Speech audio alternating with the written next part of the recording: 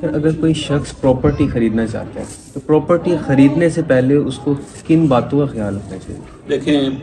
پاکستان میں یہ بات بڑی مشہور ہے اور لوگ بہت ڈرتے ہیں پراپرٹی خریدتے وقت، کیونکہ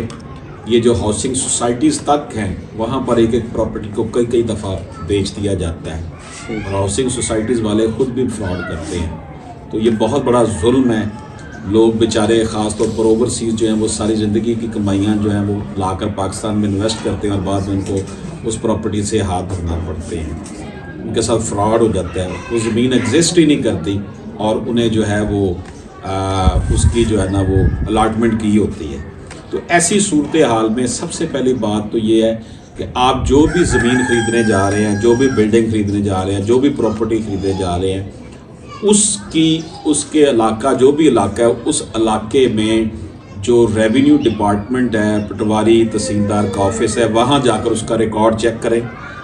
نہیں کوئی آپ کو بندہ جو ہے کہہ رہا ہے جی یہ پراپرٹی ہم نے بیچنی ہے، تو آپ اس کو کہیں جی ڈاکومنٹ دکھاؤ. وہ ڈاکومنٹ لے کر فرد ہوتی ہے، اسے فرد کہتے ہیں، جا کر چیک کریں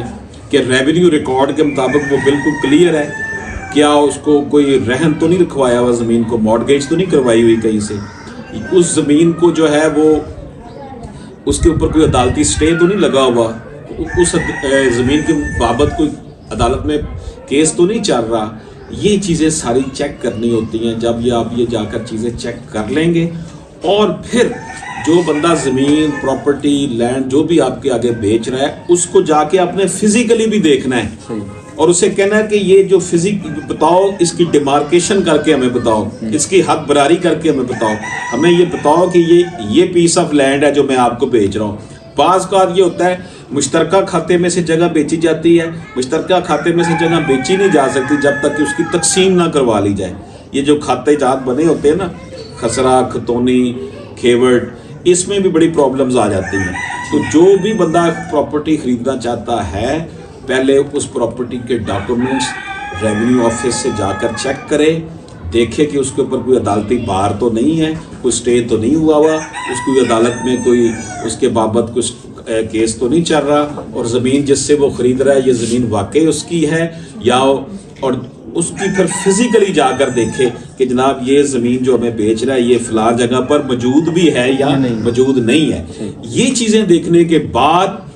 اس کو پھر وہ جو ہے اس کا ایگریمنٹ تو سیل کرے، اس کے بعد پھر وہ اس کی سیل ڈیڈ کرے اور اس کا پوزیشن فوراً لے. اور پاکستان میں اگر آپ نے زمین لینی ہے، لے لی ہے، پوزیشن لے لی ہے، تو فوراً اس کے اوپر جو ہے کچھ نہ کچھ بنا لیں تاکہ یہ نہ ہو کہ اس کے اوپر وہ قبضہ آ کر لے اور عدالت میں دیوانی کیس کر دے جی یہ پراپرٹی تو ہم نے زمانی سے خریدی تھی. یہاں تو یہ بھی بڑا ظلم ہے کہ ایویں ہی جا کر عدالتوں میں جھوٹا کیس کر دیتے ہیں. یہ پراپرٹی تو میں نے خریدی تھی، اس بندے نے خرید لی ہے، پہلے میں نے خریدی ہوئی تھی، نہ بھی کوئی کاغذ ہو تو وہ عدالت میں جا کے بندوں کو گناہ خراب کرتے ہیں. اور قبضہ مافیا ایسا ہی کرتے ہیں کہ وہ جعلی ڈاکومنٹس تیار کر کے نا کسی بھی زمین کے اوپر دعویٰ کر دیتے ہیں اور لوگوں کو بیچاروں کو جو ہے نا وہ پھر ساری عمر عدالتوں میں دھکے کھانا پڑتے ہیں. اس لیے